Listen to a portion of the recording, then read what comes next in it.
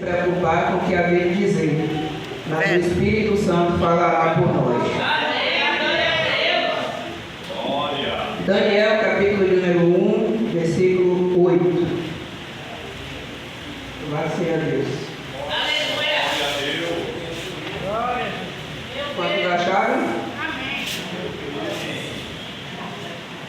Daniel 1, 8. Glória a Deus.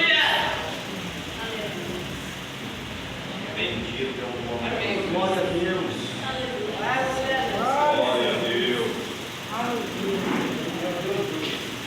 Daniel 1, 8. Amém? Vamos ler. E Daniel aceitou no seu coração não se contaminar com a porção do manjar do rei, e nem com o vinho que ele bebia. Portanto, pediu ao chefe dos eunucos que lhe concedesse não se contaminar. Amém? É até aí. Glorificado seja Deus. Pode ser sentado.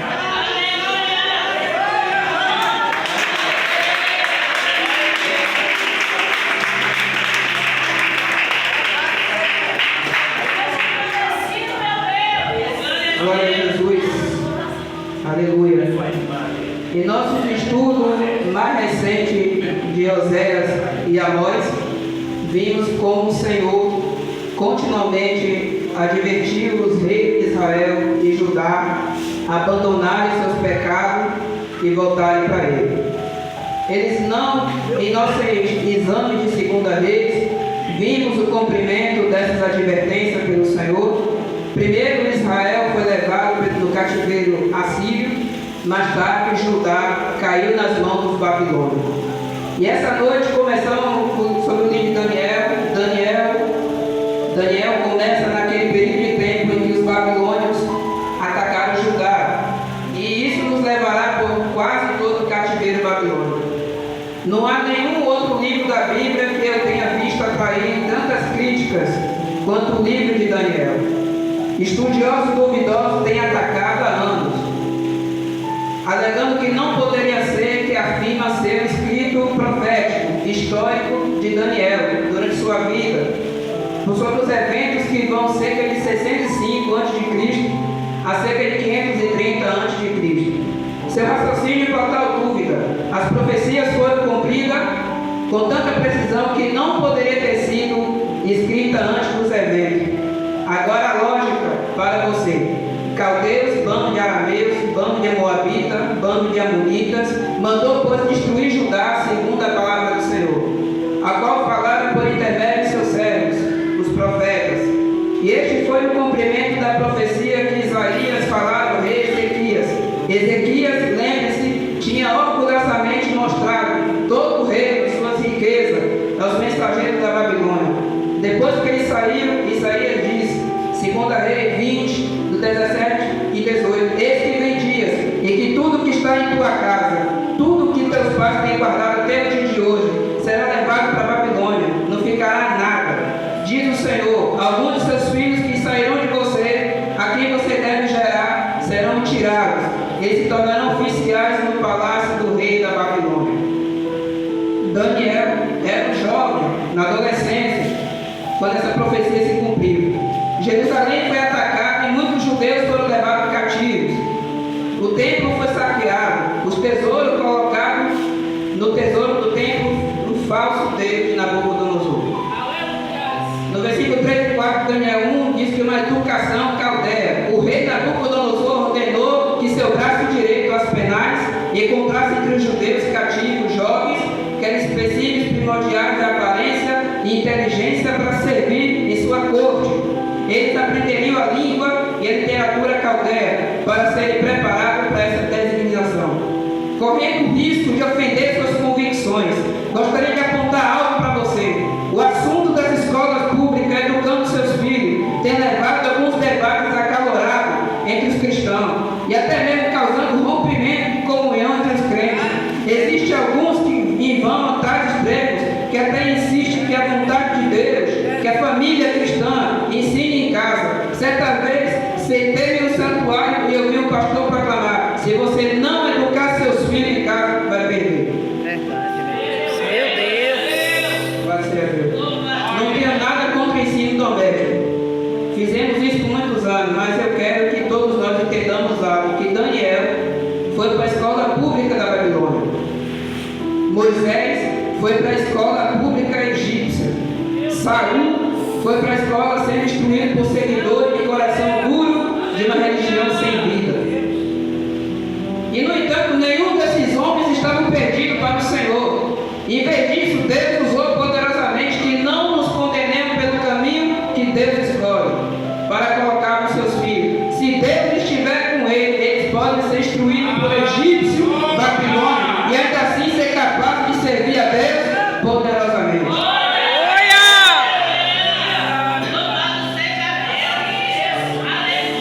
Glória a Deus. No versículo 5, a escolha da comida. Além da sua educação na Babilônia, eles também deviam comer exclusivamente a comida escolhida pelo rei da Babilônia. Eu imagino que a dieta dessa sociedade, que não era governada pelas leis de Deus, de alimentos limpos e impuros, provavelmente se parecia muito com a nossa porco, lagosta, coelho, marisco, etc. Tudo comestível, mas muito proibido para o judeu comer. Além disso, os babilônios adoravam e sacrificavam falsos deuses. Sem dúvida, em grande parte da carne que o rei comia havia sido sacrificada aos ídolos. Embora Paulo mais tarde tenha dito aos coríntios que o que eles não sabiam não prejudicaria com relação ao origem da carne que comia. Se eles soubessem que ela havia sido sacrificada a um ídolo, eles não deveriam comê-la. Quanto a 1 Coríntios 10, 25 e 28. Além de tudo isso, a tradição babilônica de beber vinho era derramar uma parte de cada copo como uma libação aos seus falsos deuses. Beber vinho com os babilônios seria praticar idolatria.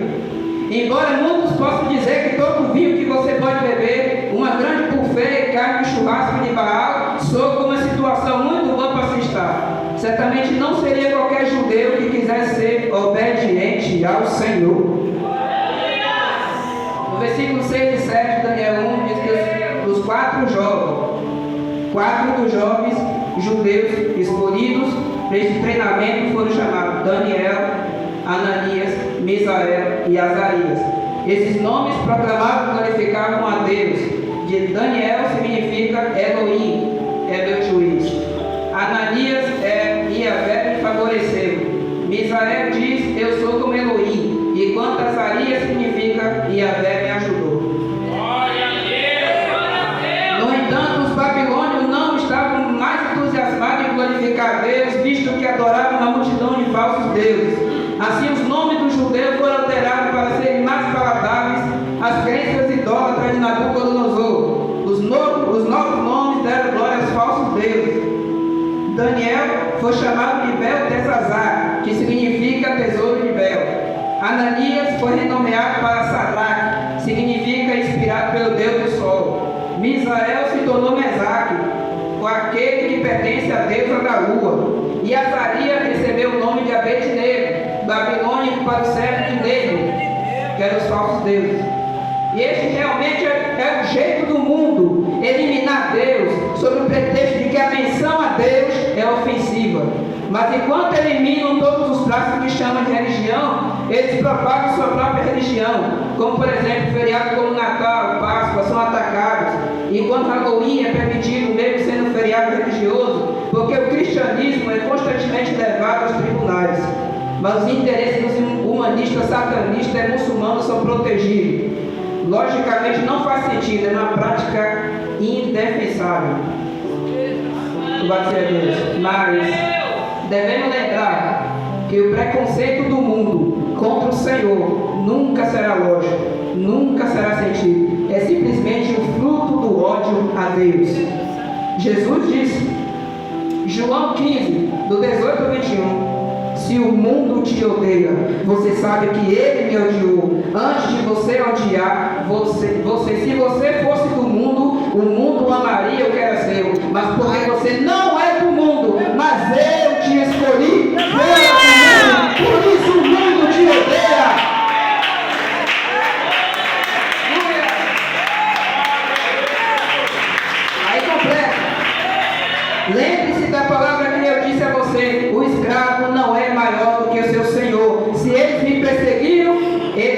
perseguirão vocês. Se eles guardarem a minha palavra, eles manterão também a sua. Mas todas essas coisas eles farão por causa do meu nome, porque eles não conhecem aquele que me enviou.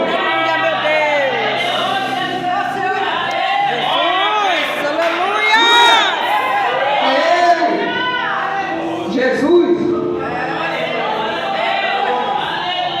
Sabe o que quer dizer o João 15, do 18 ao 21? Mas porque você não é do mundo, mas eu te escolhi fora do mundo. Sabe por que o mundo te odeia? É porque você é escolhido por Deus. Porque Deus te escolheu. Assim como no dia de Daniel, quando Deus foi afastado e falsos deuses foram abraçados, também vemos nossa sociedade praticando isso no dia de hoje. Versículo 8 foi que nós lemos: determinado a não se contaminar. Daniel estava em uma situação precária. Muitos de seus compatriotas foram brutalmente mortos no ataque babilônico. Muitos outros foram levados como escravos. Ele estava entre os poucos que estavam em uma situação invejável, sendo acomodado, fornecido, educado, junto com a promessa de entrar em uma posição de alto escalão. O bom senso nos diria: não crie onda, não tome uma posição. Mas o relacionamento de Daniel era com Deus, real e verdadeiro. Ele não iria permitir ser poluído pelos babilônios, custe o que custar. Daniel não podia e não iria permitir ser poluído pelos babilônios. Sabe qual é o segredo? Ei, jovem, não se contamine com o mundo. Sejamos como Daniel. Ei, igreja, não se contamine com o mundo. Daniel não se contaminou com o manjar do rei. Ele decidiu no seu coração não se contaminar. Não se contamine com o mundo.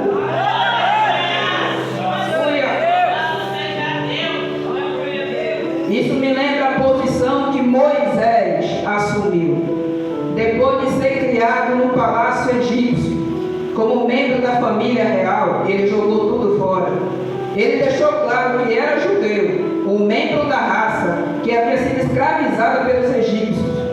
O escritor de Hebreu descreve Moisés como escolhendo antes suportar os maus tratos com o povo de Deus do que desfrutar dos prazeres passageiros do pecado. Eu me pergunto quanto de nós realmente entendemos e aplicamos esse princípio. Meu Deus. Jesus disse, Mateus 16:24, se alguém deseja vir após mim, a si mesmo se negue, tome sua cruz e siga-me. Quando ele faz a declaração, ele estava falando sério. Esse mundo nos puxa em várias direções. As coisas clamam por nossa atenção. Mas quando nos entregamos a elas, polui nossa pureza e nos contamina como discípulos. Provérbio diz, Provérbio 25:26. Como fonte pisada e poço poluído é o homem justo que cede diante dos ímpios. O apóstolo Paulo diz em 2 Coríntios 7:1, purifiquemo-nos de toda contaminação da carne e do espírito, aperfeiçoando a santidade no temor de Deus.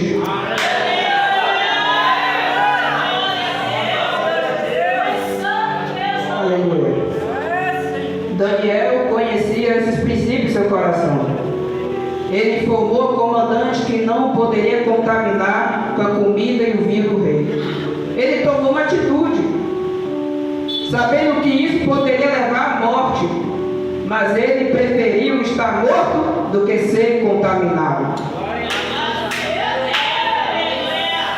Aleluia.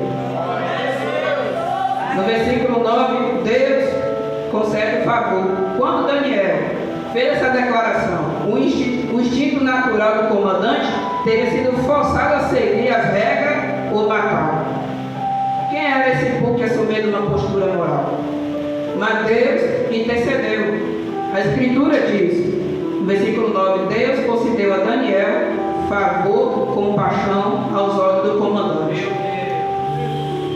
Isso me diz que Deus pode e afeta os resultados, que Deus pode e afeta a mente e o coração dos incrédulos para realizar sua vontade. Já vimos isso antes. Lembre-se de que José também encontrou graça aos olhos do carcereiro-chefe, lá em Gênesis 39, 21.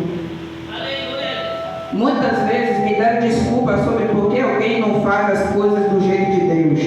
Meu Deus. Eu não pude confrontar aquele cara porque ele é uma cabeça quente. Eu não poderia falar francamente com essa garota aqui porque ela tem um histórico de interpretar as coisas erradas. Essas são boas desculpas se você não acredita em um Deus, pessoal, mas Deus é maior do que seus medos. Olha Deus aí, é mais poderoso que sua racionalização. Se você precisa defender a justiça, mas tem medo do resultado, confie em Deus. Aleluia! Confie em Deus.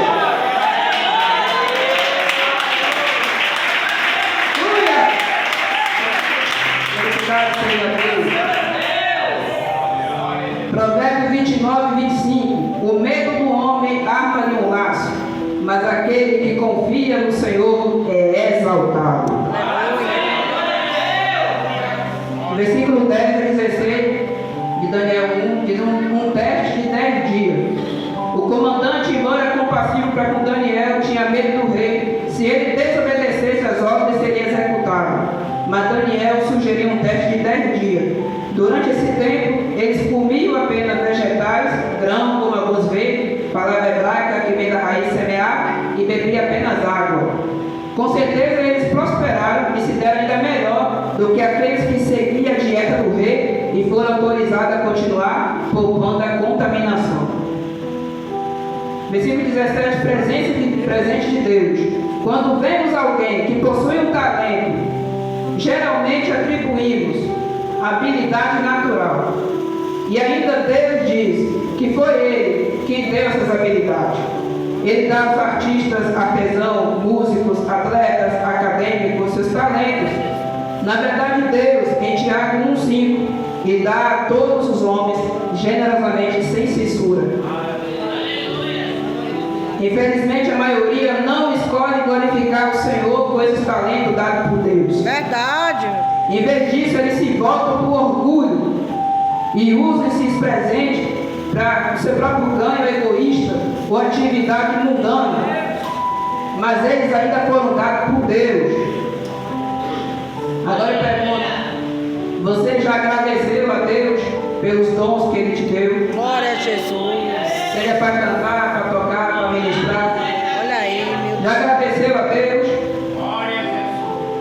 Você decidiu servi-lo usando essas habilidades? Ele deu a você para que você, por sua vez, usasse para Ele. Amém, meu Deus. Em 1 Coríntios 10, 31, quer comais, quer bebais, façais outra coisa qualquer, faça tudo para a glória de Deus. Aleluia! O escritor nos diz: o conhecimento, inteligência e sabedoria desses quatro vieram de Deus. Eles prosperaram em sua escolaridade, ficando muito acima dos outros alunos. Mas por causa das suas habilidades dadas por Deus, eles foram designados para servir pessoalmente ao rei em questão de conselho. Isso também é importante para nós vermos, embora muitos de nós tentamos se ressentir do sucesso. O sucesso do mundo não é mau. Deus trouxe esses homens, essas posições, por seus propósitos. Assim como Ele tem em você, assim como Ele tem você em seu lugar por uma razão. Isso é do livro de Daniel. Daniel capítulo 1, que podemos concluir que o exemplo de sua dedicação ao serviço do Senhor, que nos inspire, que possa nos inspirar inspirar todos nós. Amém.